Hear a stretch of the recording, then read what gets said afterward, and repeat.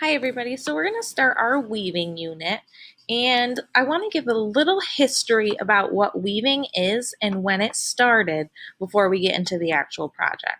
So I'm just reading along with you on the screen if you want to follow along. Weaving is acknowledged as one of the oldest surviving crafts in the world. The tradition of weaving traces back to Neolithic times, approximately 12,000 years ago.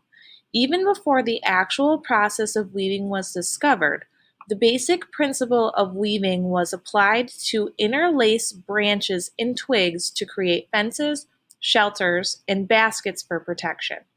Weaving is one of the primary methods of tactile production, and it includes interlocking a set of vertical and a set of horizontal threads. The set of vertical threads are known as the warp, and the set of horizontal threads are known as the weft. Weaving can be done by hand or by using machines. Machines used for weaving are called looms. Looms originated from crude wooden frame and gradually transformed into modern, sophisticated electronic weaving machine. Nowadays, weaving has become a mechanicalized process, though hand weaving is still in practice. 20,000 to 30,000 years ago, early man developed the first string by twisting together plant fibers. Preparing thin bundles of plant material and stretching them out by twisting them together produced the first fine string or thread. So for our weaving in school, we'll be using cardboard looms, but at home, you are going to be weaving using paper. I'll show you that in the next step.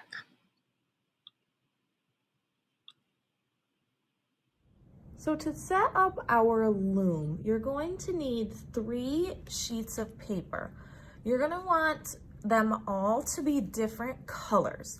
Now, if you don't have colored paper, that's okay. What you can do is take a white sheet of paper and color it with markers or crayons to give it a different color. So this will help you out when we're actually weaving. The first thing we need to set up is our loom. So I'm going to pick 1 sheet of paper. I'm going to do black for my actual loom.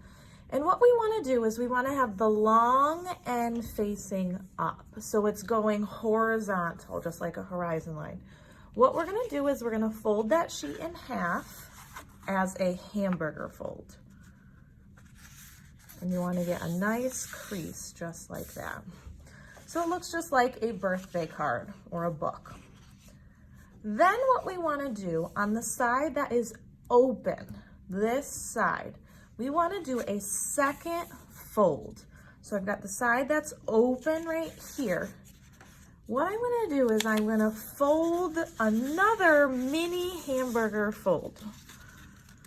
So I'm going to go really, really small. And I'm going to fold it over on itself. I'm getting a nice crease by pressing it down. Just like so. So I've got my fold over here and then another fold over here. What this does is it really traps your book from opening. That's kind of what we want. Then what I'm going to do is I'm going to turn it so that my fold is away from me. It's facing up. We're going to end up cutting on this side to help create our loom. This is the side that we first folded. So see how I have my second fold facing up? We're gonna cut on this bottom edge. You can see where it's nice and folded. We're gonna do 3 cuts. So we're gonna do 1 cut in the middle, 1 cut to the right, and 1 cut to the left. When we cut, it's very important that you stop where your fold is at the top. You'll see what I mean in this next step. So I'm cutting from the bottom. I'm in the middle of my paper. So I'm going to cut straight up towards that fold. And I'm going to stop when I get to the fold, just like that. I'm going to do the same thing on the right and on the left. So I'm cutting and stopping when I get to the fold. See how it kind of looks like a set of legs? Don't cut all the way through your paper, otherwise your loom is going to fall apart. Same thing on the left side. We're cutting, cutting, cutting, just like that. It looks almost kind of like eyelashes or a bunch of legs. Then what you're gonna do is you're gonna open it back up flat. And what this created is it created a spot where we can weave our papers in and out of our loom while it all sticks together. So for right now, what you can do is you can put this aside, take your next 2 sheets of paper. These are going to be our warps, and our warps are what gets woven into our loom. So we need to cut these so we have strips of paper. And you can see how I have them together, and I have them facing horizontal. So the long edge is facing up. What you're gonna do is you're just gonna cut strips of paper. So I'm gonna take my scissors and I'm gonna cut 2 sheets of paper at once. It doesn't matter how wide you go, you wanna just have these strips. So I'm cutting 1, cutting 2, and they don't have to be perfectly straight. Cutting 3.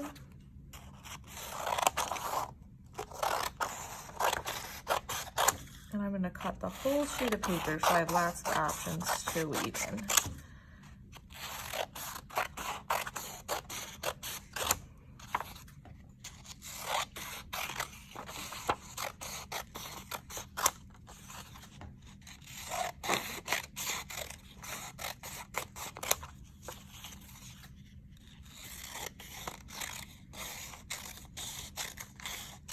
Perfect. So there's my strips of paper.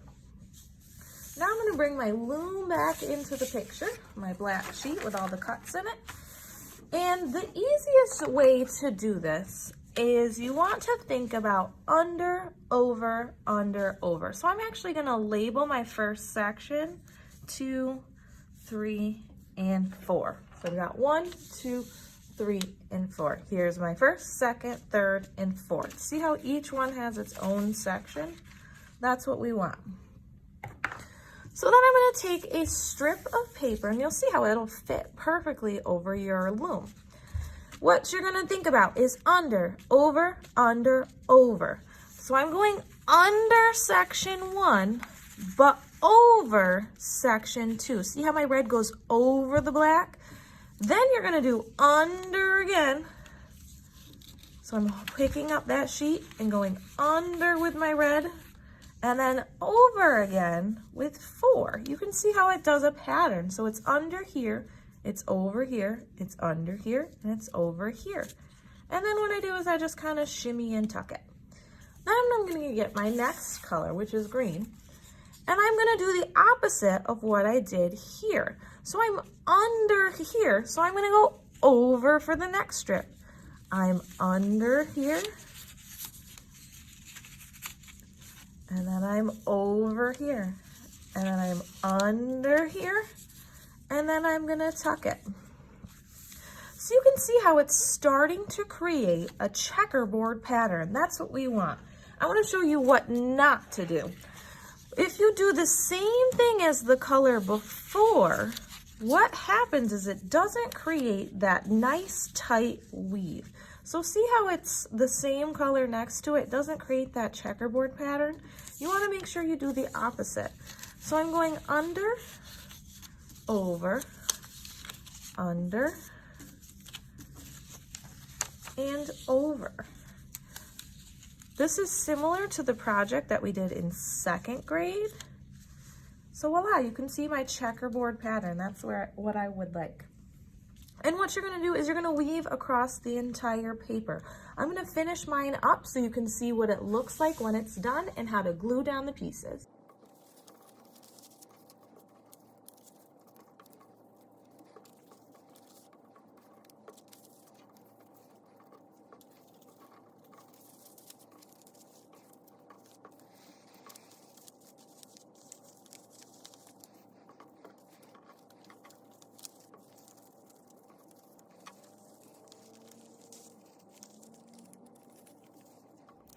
To glue these down, what you're going to do is just pick up your sheets of paper that are colored, and you're just going to pick them up and glue them down to the loom. This will hold everything in place so that nothing moves. So I'm just doing a little dot of glue and gluing these down all around the outside. You don't need to glue anything on the inside because those are already stuck in place because they are woven. Then what you can do is you can add some designs if you would like. So I just have a Sharpie here, and I'm going to start adding patterns and designs. So I'm going to do lines on my red.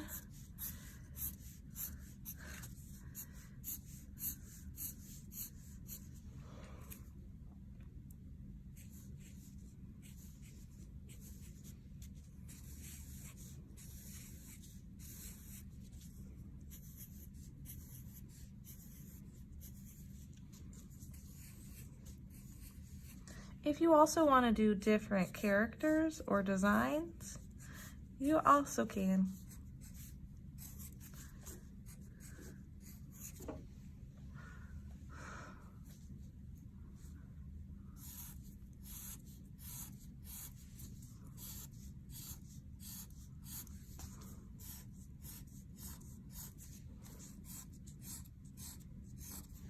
What's also nice is, since I have a black background, I'm going to use a white crayon to add in my designs on that black background. This really just depends on what color paper you are using.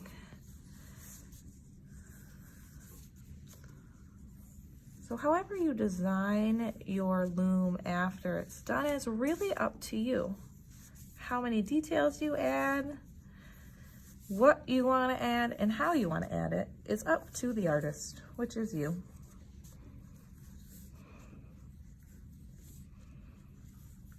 Beautiful. So there's my finished product. When you are done with your paper weaving, upload it to Art Sonia so that I can see it. Happy creating, guys.